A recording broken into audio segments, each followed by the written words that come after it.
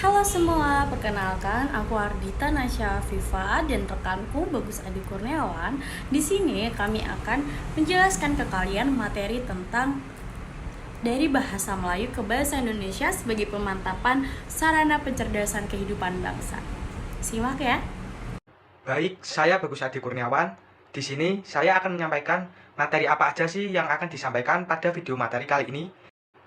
Materi yang pertama, ada semacam sejarah pertumbuhan atau perkembangan bahasa Melayu yang pada tanggal 28 Oktober 1928 dinobatkan menjadi bahasa Indonesia yang berkedudukan sebagai bahasa persatuan.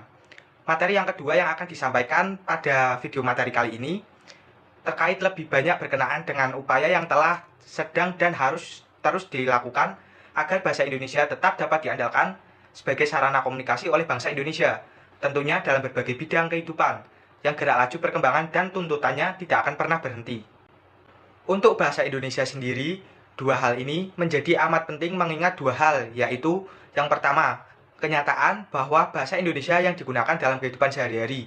Yang kedua, kedudukan bahasa Indonesia sebagai bahasa persatuan, Sumpah Pemuda 1928, dan bahasa negara seperti yang tertulis dalam pasal 36 Undang-Undang Dasar 1945. Selanjutnya, mengenai sejarah tahapan bahasa Indonesia, bahasa Malaysia, dan bahasa Melayu yang digunakan di Brunei dan Singapura memiliki suatu kesamaan, sehingga dari segi teknis kebahasaan alat komunikasi di keempat negara itu dapat disebut sebagai bahasa Melayu yang supranasional. Terdapat 5 bahasa yang mendahului bahasa Indonesia, bahasa Malaysia, dan bahasa Melayu yang digunakan di Brunei dan Singapura. 5 tahapan tersebut antara lain sebagai berikut. Tahapan bahasa yang pertama ada tahap bahasa Austronesia Purba atau Proto-Austronesia. Bahasa Austronesia Purba memiliki wilayah pemakaian yang meliputi kawasan Asia Tenggara. Bahasa inilah yang dalam linguistik historis komparatif diakui sebagai bahasa Proto-Austronesia. Tahapan bahasa yang kedua ada tahap bahasa Melayu Purba atau Proto-Melayu. Bahasa Proto-Melayu sendiri diperkirakan digunakan oleh penduduk yang mendiami wilayah Indonesia bagian barat dan semenanjung Malaya. Sementara itu, ada pula dugaan di antara para ahli yang menyebutkan bahwa bahasa Melayu Purba ini digunakan di wilayah Kalimantan Barat. Pandangan manapun yang benar, informasi yang perlu dicatat ialah bahwa Proto-Melayu dalam perkembangannya kemudian menurunkan sejumlah bahasa dan dialek. Salah satu di antaranya ialah bahasa Melayu itu sendiri. Selanjutnya, tahapan bahasa yang ketiga ada tahap bahasa Melayu kuno. Ditemukannya beberapa prasasti telah mengungkapkan bahwa pada saat itu bahasa Melayu kuno digunakan dengan memperoleh pengaruh dari bahasa Sanskerta. Selanjutnya, tahapan bahasa yang keempat ada tahap bahasa Melayu klasik. Periode bahasa Melayu klasik ini berlangsung sampai kedatangan orang-orang Inggris dan Belanda pada abad ke-17. Pada saat itu, bahasa Melayu sudah menjadi lingua franca sehingga kedudukan bahasa Melayu di Indonesia yang luar biasa itu sama atau dapat dibandingkan dengan kedudukan dan pengaruh bahasa Prancis di Belanda pada zaman itu. Selanjutnya, tahapan bahasa yang kelima atau yang terakhir ada tahap bahasa Melayu modern. Periode bahasa Melayu modern berlangsung bersamaan dengan masa penjajahan. Apabila pada awal-awalnya bahasa Melayu hanya berfungsi sebagai bahasa perantara orang asing dengan penduduk pribumi, pada abad ke-19 bahasa Melayu itu dijadikan sebagai bahasa dalam bidang politik dan administrasi serta bahasa dalam kegiatan pendidikan yang dilaksanakan dengan gaya barat. Materi selanjutnya yaitu kedudukan bahasa Indonesia sebagai bahasa persatuan. Di sini pada butir ketiga Sumpah Pemuda tahun 1928 itu harus dicatat dengan tinta emas dalam sejarah bahasa Indonesia. Karena melalui ikrarnya yaitu kami putra dan putri Indonesia menjunjung bahasa persatuan bahasa Indonesia. Bahasa Melayu telah diangkat dan disepakati menjadi bahasa Indonesia yang berkedudukan sebagai bahasa persatuan. Perannya sudah jelas dan terbukti terutama dalam membuktikan dan menggelorakan semangat persatuan dan kesatuan di antara seluruh bangsa Indonesia yang sebenarnya memiliki latar belakang budaya dan bahasa yang berbeda-beda. Dengan persatuan dan kesatuan itulah para pendahulu dan pejuang kita telah bangkit melawan penjajah sehingga akhirnya bangsa Indonesia telah merdeka pada tanggal 17 Agustus 1945 sampai ke depan pintu gerbang kemerdekaannya.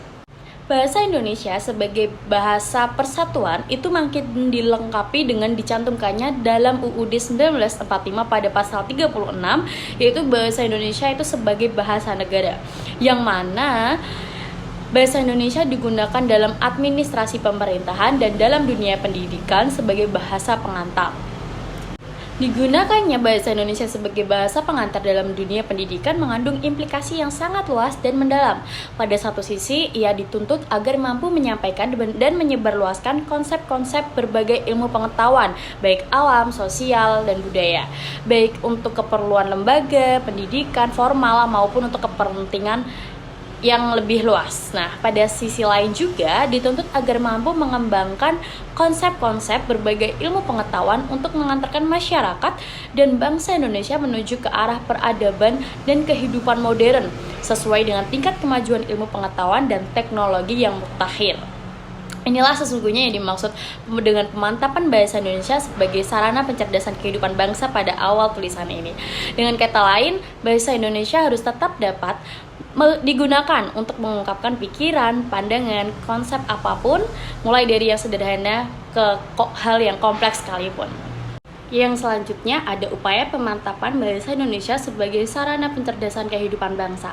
Nah, di sini peristiwa Sumpah Pemuda 1928 sekurang-kurangnya didahului oleh dua peristiwa penting sebelumnya, yaitu kelahiran Budi Utomo yang pada tanggal 20 Mei 1908 dan berdirinya Balai Pustaka pada tanggal 22 September 1917 yang boleh disebut sebagai langkah awal pencerdasan kehidupan bangsa lewat bacaan.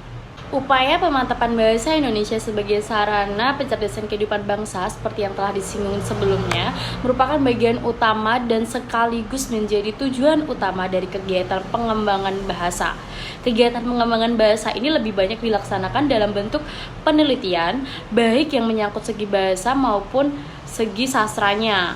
Nah, mengingat yang diangkat sebagai bahasa Indonesia itu adalah bahasa Melayu, maka penelitian tentang bahasa dan sastra Melayu pun telah dan akan terus dilaksanakan. Selanjutnya ada kerjasama kebahasaan dan kesastraan di antara bangsa-bangsa serumpun. Nah, di sini bahasa Melayu di Malaysia, di Brunei Darussalam, dan di Singapura, serta bahasa Indonesia di Indonesia, itu berasal dari satu rumpun bahasa yang sama, yakni bahasa Melayu. Meskipun demikian, di dalam perkembangannya kemudian, kedua jenis bahasa serumpun itu memperlihatkan adanya perbedaan, terutama yang diakibatkan oleh faktor-faktor yang mempengaruhinya, yaitu seperti faktor sejarah, geografi, sosiokultural, dan sudah barang tentu sosiolinguistiknya itu sendiri. Agar kedua jenis bahasa itu dapat berfungsi secara efektif dan efisien sehingga sarana komunikasi yang mantap dalam berbagai bidang kehidupan yang tuntutan dan tantangannya makin meningkat dari waktu ke waktu, perbedaan-perbedaan di antara kedua jenis bahasa itu perlu diperkecil dan dijembatani.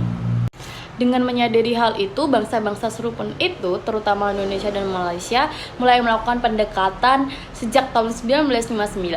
Selama kurun waktu yang dalam catatan sejarah sering disebut sebagai masa konfrontasi, yaitu pada tahun 1963 sampai 1966, upaya pendekatan tersebut terpaksa dihentikan.